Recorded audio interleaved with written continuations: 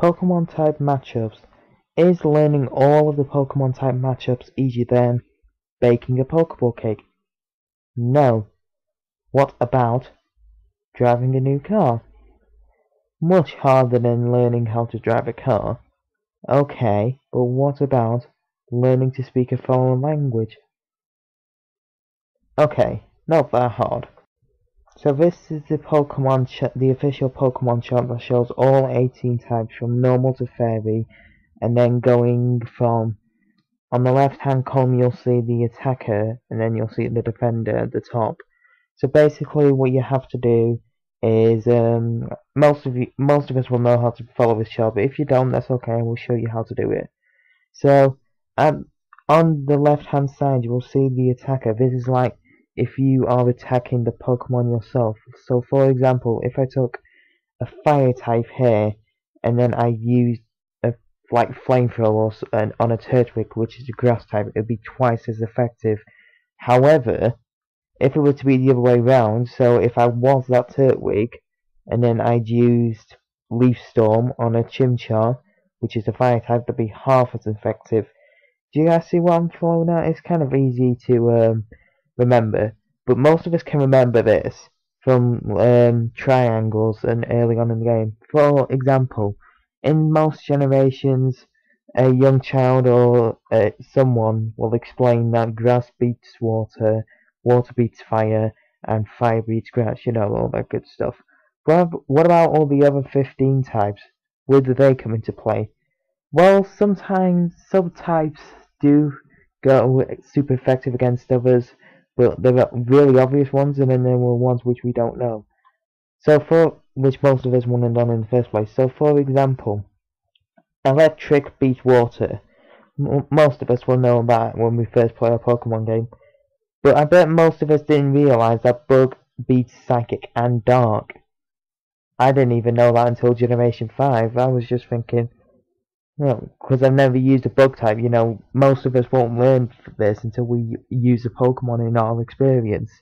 So what I suggest, guys, is that when you get the Pokemon game that you want, try all the different types out there, experiment with the game, have a bit of fun. So these triangles I was talking about earlier, so they show 3 types, okay, because triangle, 3 types. So I'm just going to take a really basic one here: grass, water, and fire. Okay, so I'm going to take the count of 3 starters: Bulbasaur, Charmander, and Squirtle. Okay, Bulbasaur is a grass poison type. Okay, it can disregard the poison type for now.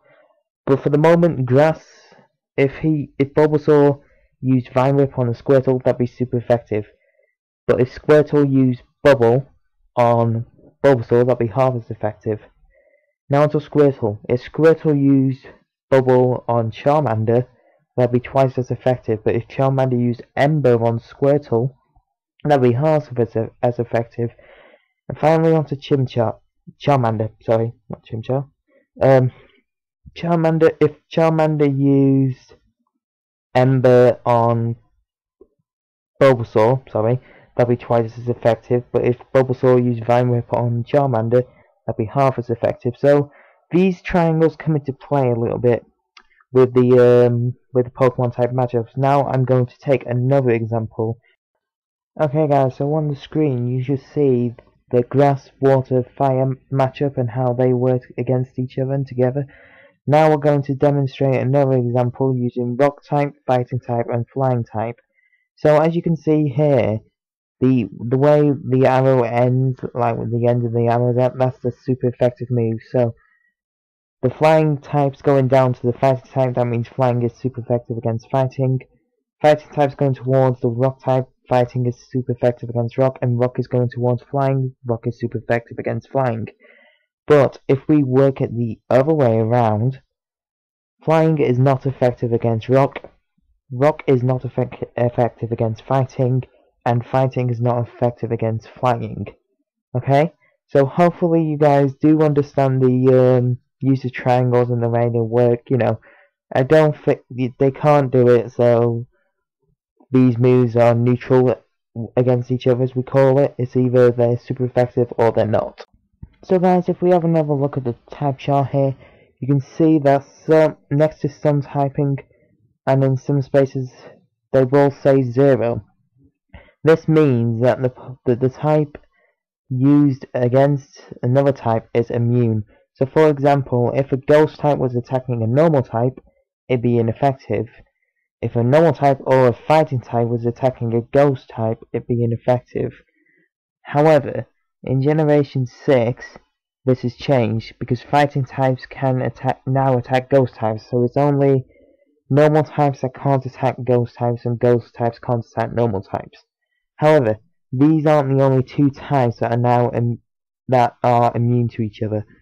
For example, electric types, they cannot attack ground types, and ground types cannot attack a flying type because, you know, flying types, they're on the ground, they're up in the air, so ground types won't affect them, and electric can't hit the ground, so, you know, it is what it is. And then just looking at this, wait, no, hang on. Attacker fighting, no, hang on guys, sorry, I was wrong about that. When a ghost type is attacking a fighting type, it's neutral.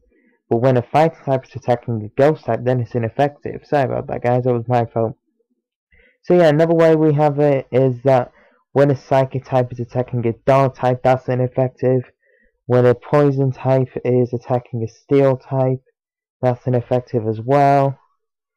And when a fairy type and when a dragon type is damaging a fairy type, that's ineffective as well. So you know, guys, there are lots of ineffective types that repel against each other. So if you're still struggling on this, go check Wikipedia. You know, they have nice laid out types and effectiveness. You know, where it's nice and laid out. You know, I'll just put one on the screen here. You know, it's all nice and laid out for a particular type. You know, what is neutral damage, 1 times effective, what's resistant, half damage, what they're weak to, and what they're immune to. So really, that's all that is, guys, to it.